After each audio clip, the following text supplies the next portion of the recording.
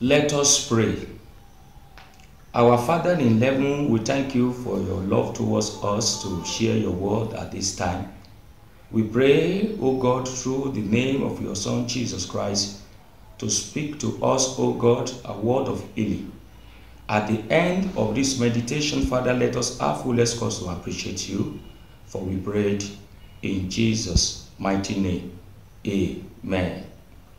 The theme, the Almighty God, as contained in the faith of the church. The Almighty God as contained in the faith of the church. Nicene Creed. And our text is taken from Deuteronomy chapter 6, verse 4, that says, "Hear, O Israel, the Lord our God is one Lord." This verse was referring to Exodus chapter 20 to remind the people of God, the people of Israel, about the commandment given to them by God Almighty to serve only Him, not other gods. Remember that God sent Moses to deliver the people of Israel in Egypt, and the Lord brought them to the promised land. God Himself is now reminding them to serve Him and serve Him alone. And looking at the creed, we have three types of creed: Apostles' Creed, Nicene Creed, and Athanasius' Creed. Creed means the affirmation or confession of believers' faith in God. Affirmation or confession of believers' faith in God. That is, God the Father, God the Son, and God the Holy Spirit. God the Father was the creator of heaven and earth. In Genesis chapters 1 and 2, God created everything through His word and handed over everything created to man to govern. Not only that, we should also remember what the Bible says in Psalm 24, that God owns the hearts.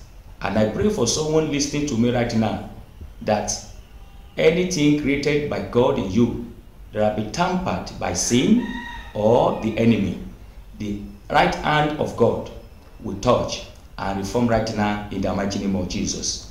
God the Son was sent to this world as Savior, my Savior, to deliver us from the slavery of sin. John chapter 3 verse 16 says, "For God so loved the world that He gave His only Son, Jesus Christ, that whosoever believeth in Him shall not perish, but have everlasting life."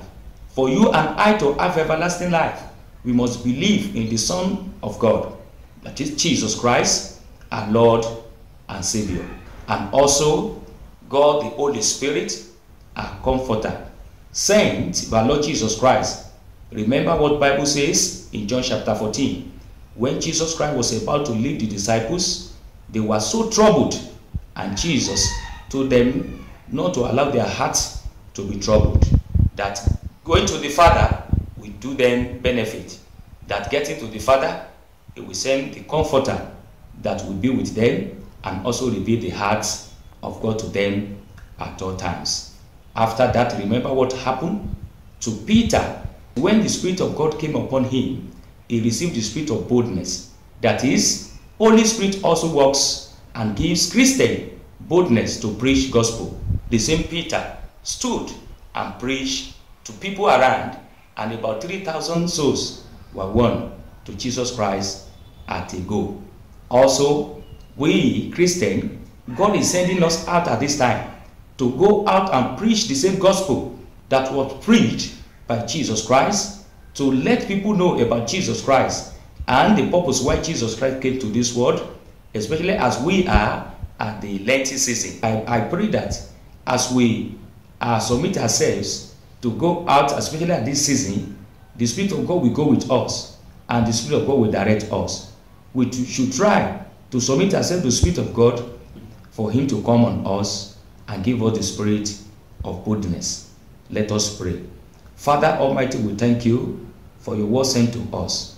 We pray that Let your word, O God, be germinated and also bear fruit in our hearts. At the end of our race down on earth, mercifully count us worthy in your kingdom, for we prayed in Jesus' name. Amen.